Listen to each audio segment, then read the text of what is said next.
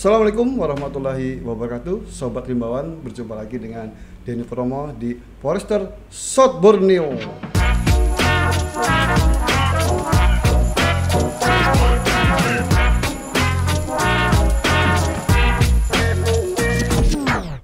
Sobat Rimbawan, kali ini kita ada kedatangan tamu spesial dari Jakarta, tepatnya dari Pusat Penyuluhan Kementerian Lingkungan Hidup dan Kehutanan.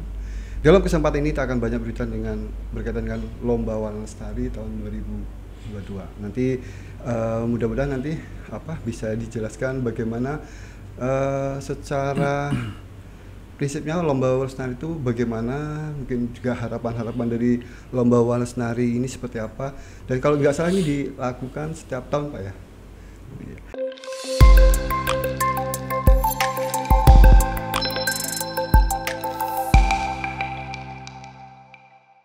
Ini sebelum kita jauh membahas, kita akan coba bersapa dulu.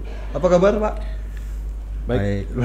Ini Bapak-bapak ini sudah yang keberapa kali ke Kalsel? Kalau saya pertama kali, Pak. Pertama kali. Kalau Bapak? Udah sering kan? Udah sering, berarti udah hafal, Pak ya, mungkin. Oke, nanti Bapak bisa sekalian memperkenalkan diri nanti berkaitan dengan pelaksanaan. Jadi bagaimana Pak nih berkaitan Lomba Warna Lestari sebenarnya dari kementerian sendiri, apa sih yang diharapkan dari Lomba Warna Lestari sini? Output yang ingin diharapkan dari kementerian seperti apa, Pak? Baik, Pak Dedi, teman-teman podcast semua. Warna Lestari ini merupakan salah satu kegiatan yang sifatnya apresiasi dan lomba. Kemudian lomba ini kita juga mengapresiasi terhadap khususnya yang pembinanya BP2SDM itu penyuluh kehutanan PNS, PKSM dan kelompok tani. Kita mengapresiasi kinerja teman-teman penyuluh di lapangan, baik itu KTH maupun PKSM, seberapa jauh dia sudah andil besar terhadap pembangunan kehutanan di tingkat tapak, seperti itu Pak Denny. Jadi harapan kedepannya sih sebenarnya kegiatan ini ini merupakan salah satu motivasi atau spirit lah, memberikan spirit atau motivasi kepada petugas-petugas kita di lapangan, baik itu PKSM, PNS maupun kelompok tani, agar lebih lagi dalam melakukan kegiatannya di bidang pembangunan kehutanan dan lingkungan hidup di tingkat tapak. Untuk Lomba Warna Lestari sendiri itu Pak, itu ada berapa kategori Pak yang dilombakan oleh kementerian, Pak? Kalau Lomba Warna Lestari ini sebenarnya program apresiasi untuk pelaku kehutanan sudah lama sekali, dari zaman Kementerian Kehutanan dulu.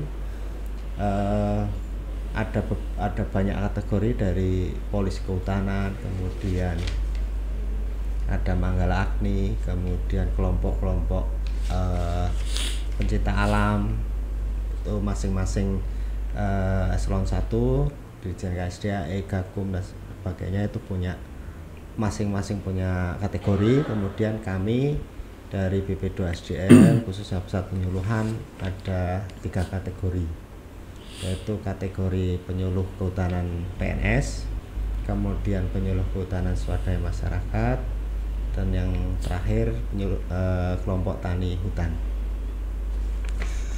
Ini berkaitan dengan kategori Pak, untuk di Kalsel sendiri masuk berapa nominasi Pak untuk Kalsel untuk tahun 2022 ini?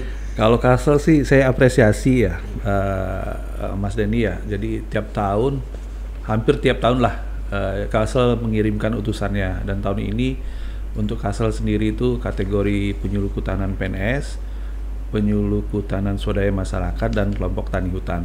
Ada 3 kategori yang khusus yang pembinanya untuk BP2SDM.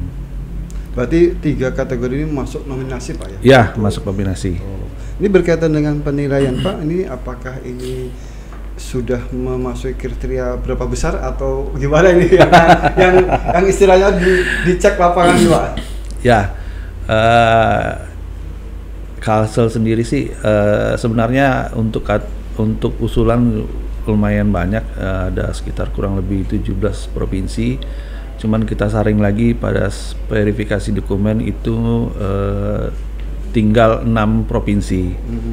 Dan saingan Kasel alhamdulillah lumayan berat. Di mana aja Pak? Dari Jawa, Pulau Jawa, ini yang berat dan ini Jawa dan Provinsi Lampung. Ya.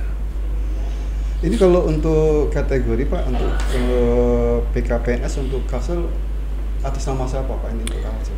Kalau untuk kategori PKPNS Muhammad Safriansah, ya. Dari KPH Tabalong Pak yang nggak salah. Kalau KTH PNS Pak, ini Pak. Kalau KTH baru muncul. KTH baru muncul dari Tapin. Kemudian untuk PKSM Pak Trijoko gitu. Laksono dari KPH Catung. Ini sudah dilaksanakan relokasi lapangan Pak nih dari ketiga kategori ini? Ya, sudah kita laksanakan untuk masing-masing kategori. Sudah kita cek ke lapangan, baik itu KTH, PKPNS maupun PKSM. Ya, semoga hasilnya apa-apa yang kita verifikasi lapangan itu bisa menjadi bahan kita juga untuk melakukan hasil penilaian hasil akhir nanti sepertinya. Nanti kita juga menggali hal-hal apa saja yang belum mungkin waktu pada menyampaikan dokumen itu belum tergali. Nah, verifikasi lapangan itulah tugasnya. Jadi kita menggali potensi-potensi yang masih ada di dalam masing-masing kategori. Gitu. Wah, ini makin menarik kayaknya nih, lebih pada masuk ke penilaian. Tapi kita break dulu untuk melihat beberapa hal yang ingin disampaikan. Nanti kita setelah break nanti kita akan lebih mendalami lagi catatan-catatan apa dari lapangan untuk masing-masing kategori. Mungkin demikian.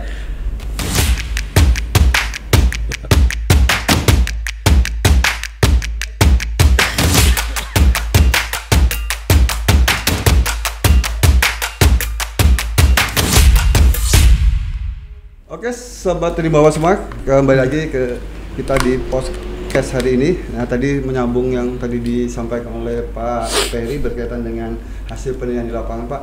Mungkin catatan-catatan apa Pak untuk masing-masing kategori? Mungkin ini PNS dulu lah. Nah, dari lapangan apa sih catatan-catatan yang didapat oleh tim terhadap dari hasil verifikasi lapangan? Baik, Mas Denny. Untuk PKPNS sih, kalau saya lihat secara pribadi, Pak Safriansah itu luar biasa dalam pengabdiannya di lapangan. Yang menjadi poin poin kritis yang saya tangkap bahwa beliau sangat dicintai, disenangi oleh anggota kelompok tani. Jadi harapan dari kelompok itu mewujudkan bahwa Mas Safriansah ini kalau bisa jangan dipindah-pindahkan lagi seperti itu. Jadi itu salah satu poinnya. Dan kemudian untuk kegiatan pendampingannya juga, kalau saya lihat sih memang masih banyak yang perlu dikembangkan lagi, terutama terkait pengembangan usaha-usaha kelompok seperti itu. Jadi memang saya lihat ini baru rintisan dan potensinya ada untuk dikembangkan lebih jauh lagi, mungkin seperti itu Pak Denny. Kalau dari kategori KTH Pak, apa nih catatan penting yang didapat oleh tim? Sebenarnya kan rahasia Pak ya. Iya. Benar Pak, catatan untuk perbaikan saja. Memang untuk memberi motivasi ke teman-teman di Kalimantan Selatan.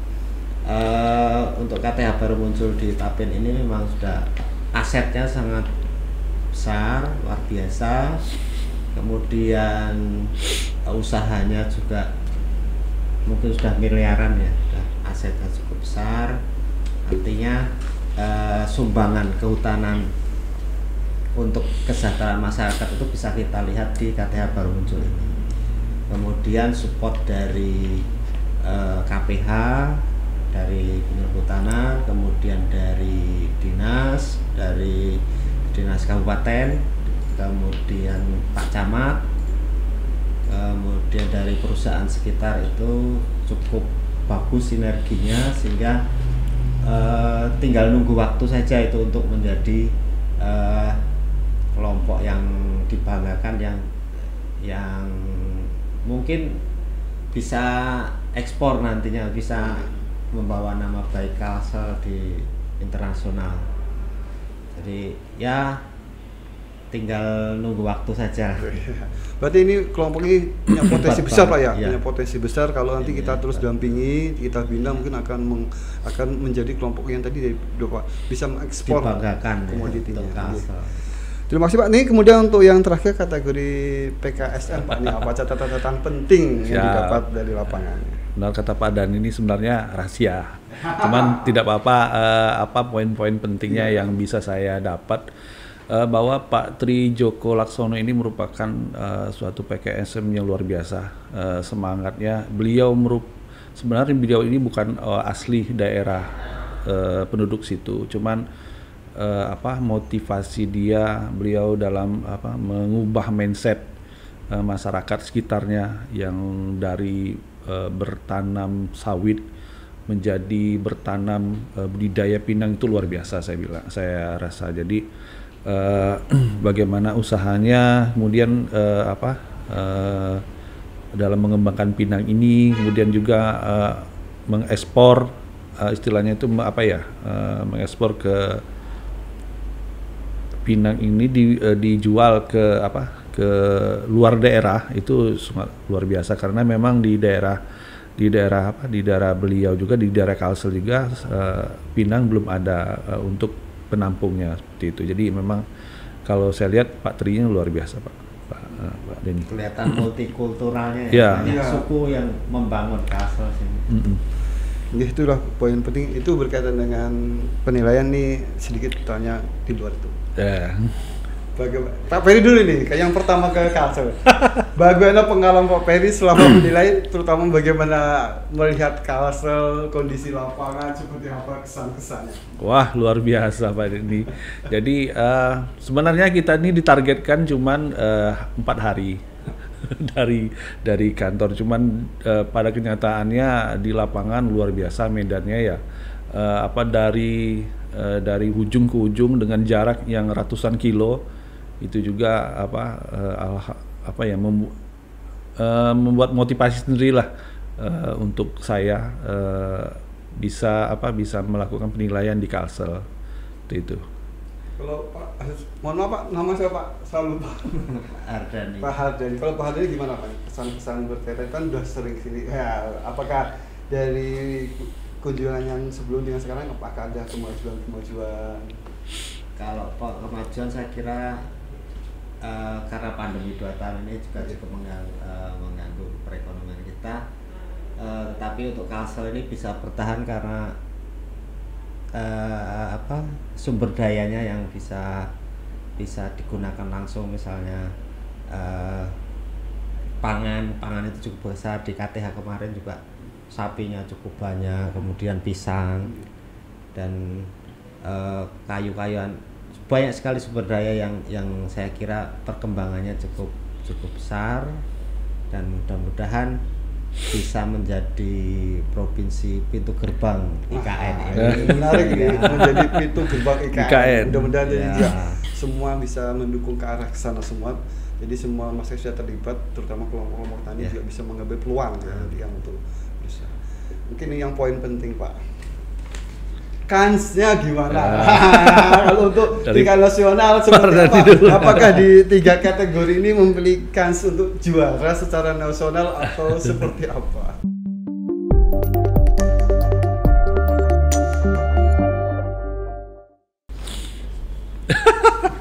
Untuk KTH dulu ya. KTH itu nanti kan kami ke tim ahli ya, itu terjadi banyak pejabat-pejabat tinggi dan mungkin biasanya ada akademisinya juga, sehingga sangat kritis sekali, dan kami harus hati-hati dalam menyampaikan, tidak boleh condong.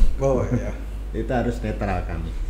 Jadi yang kami lihat memang selama saya ikut tim ini 9 tahun menilai Wana Lestari ini, ada titik berat mana yang mau dilihat, misalnya untuk Kalimantan Selatan ini dari sisi aset, omset itu cukup besar. Kemudian untuk Jawa itu umumnya konservasi sama kelembagaannya itu kuat, karena mereka budayanya itu memang yang budaya yang sudah tua ya, jadi sudah kenal dari lama sehingga kekompakannya seperti itu. Jadi tinggal nanti mana yang ditimbang-timbang dengan tim ahli, para tim ahli profesor, para sahabat kami ya jadi tim itu kira-kira tahun ini mau mana yang diambil titik berat gitu. Ini tadi itu yang kategori PKSM dan PSI gimana Pak kansnya? Nah, ini Pak Asdendi. Kalau PKSM sih sebenarnya kita ingin melihat bagaimana PKSM itu memberikan dampak dari kegiatan yang mereka lakukan itu terhadap masyarakat di sekitar maupun masyarakat di luar daerah binaannya. Itu poin pertamanya. Jadi masyarakat PKSM ini bisa menularkan terkait informasi teknologi ke wilayah binaannya dan juga kepada wilayah-wilayah di luar binaannya, sehingga dampaknya bisa terlihat. Nah, begitu juga dengan PKPNS secara keseluruhan kita juga melihat bahwa bagaimana yang pertama itu dampak sih sebenarnya, dampaknya dari kegiatan penyuluhannya seperti apa, kemudian permasalahan yang ada di situ seperti apa. Jadi dari permasalahan itu bagaimana si PKPNS ini menjawab tantangannya untuk mengatasi permasalahan-permasalahan yang ada, sehingga dampaknya yang dihasilkan itu dari permasalahan ini setelah diselesaikan itu seperti apa. Nah, itu sih menjadi poin-poin penting, poin kritis yang kita lihat seperti itu dalam setiap penilaian seperti itu kalau untuk poin-poinnya Pak Mas dan Denny. Berarti nanti ini Pak ya, hasil yang akan didapat di lapangan akan dirapatkan lagi ya Pak ya, jadi akan dipresentasikan lagi, nanti tim pakar lah nanti akan berikan semacam penilaian Pak ya secara independen. Jadi kita tidak tahu hasilnya seperti apa, tapi mudah-mudahan apa yang kami lakukan dan tim lakukan juga sudah semaksimal mungkin. Harapannya juga mungkin hasilnya juga maksimal, mungkin juga harapan kita semua. Mudah-mudahan apa yang tadi disampaikan bahwa tujuan utama dari Wana Lestari itu adalah memberikan apresiasi kepada pelaku-pelaku di dalam bidang hutan, baik itu dari kelompok, baik itu dari penyuluh, baik itu PNS maupun dari PKSM, itu yang menjadi tujuan pokok daripada Wana Lestari. Sementara mungkin menang itu hanya bagian dari apresiasi itu sendiri. Kemudian itu juga kami juga berharap mudah-mudahan nih apa yang diberikan tadi, yang masukan-masukan itu juga bisa membangun lagi lebih baik lagi di Kalsel berkaitan dengan pembinaan kelompok maupun PNS sendiri. Demikian Sobat Rimbawan, kita hari ini membahas berkaitan dengan Lomba Wana Lestari. Mudah-mudahan itu memberikan sedikit pengetahuan bagi Sobat Rimbawan apa itu Lomba Wana Lestari, tujuan Lomba Wana Lestari, dan bagaimana pelaksanaan Lomba Wana Lestari. Saya ingin mengucapkan terima kasih kepada Pak Peri, Pak Hareni telah memberikan sedikit kesempatan di antara kesibukan. Mungkin dia mudah-mudahan di lain waktu bisa kekal lagi dalam lain kegiatan. Mungkin itu dari saya, dari Denny Purnomo. Sampai jumpa di lain waktu. Wassalamualaikum warahmatullahi wabarakatuh.